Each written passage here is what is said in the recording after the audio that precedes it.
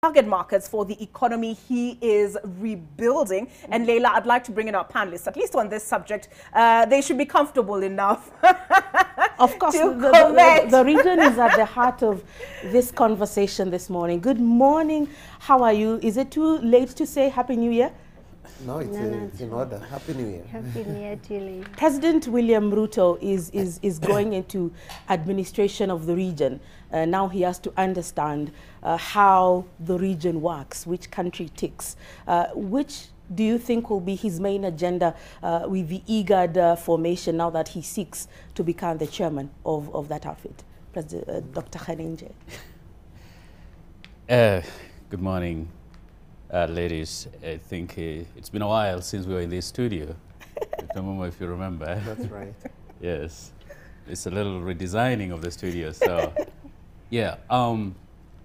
I think one of the things that's going to be critical is to revitalize IGAD. Part of what has faced this region is a dysfunctional IGAD in much of the last couple of years, in part because of lack of a common vision, lack of a common purpose. But as fate would have it, I think the events in the last few years that has seen, for instance, not just the Congo, DRC joining East African Community, but the conflict in Ethiopia, which is now moving in a positive direction. The successful transition in Somalia has brought new energies and new hope for IGAD countries. And right now, when you speak with IGAD diplomats, they seem to be having more or less kind of the same vision. Not exactly similar on everything, but there is a recognition that actually IGAD needs to be strengthened.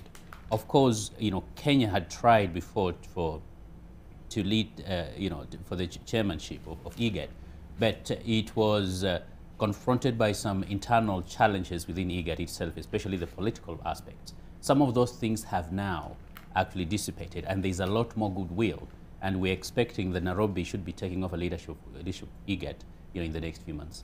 Dr. Nzau, climate change is at the heart of the IGAD region.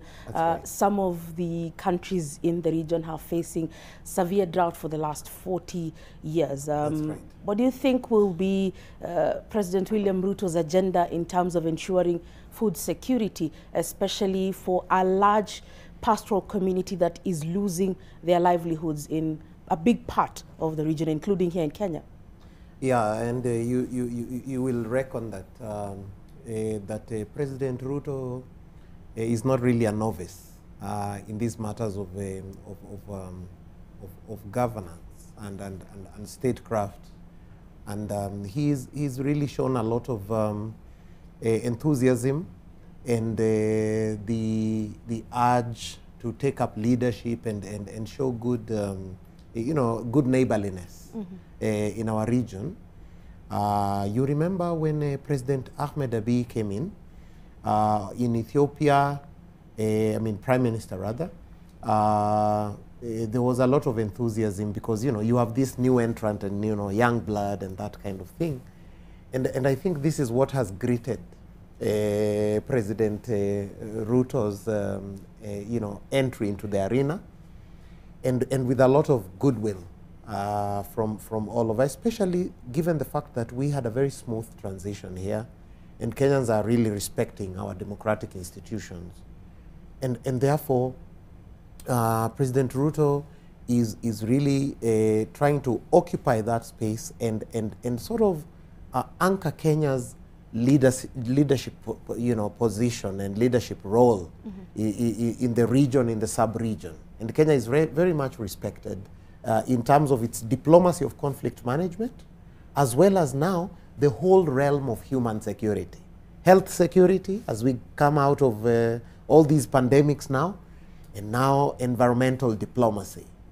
And President Ruto is saying we have to go beyond just the minimum 10% tree cover. We have to go 30%, and we'll have to plant at least 2 billion trees. 20.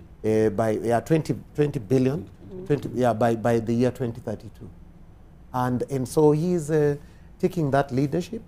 We have a lot of commonalities. In fact, if you look at the weather patterns, this pocket that is just the IGAD countries up here, the Horn of Africa, Kenya, you know, that kind of thing, Somalia, Ethiopia, we really faced with a lot of environmental stress.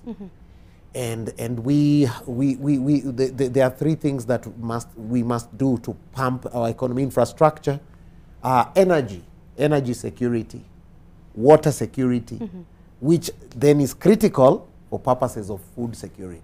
And they go together: environment, health, infrastructure, you know, water, and of course the whole idea of health. So all those issues, they are interrelated. They're human security issues, and President William Ruto is taking a good leadership stance in the IGAD realm on the same.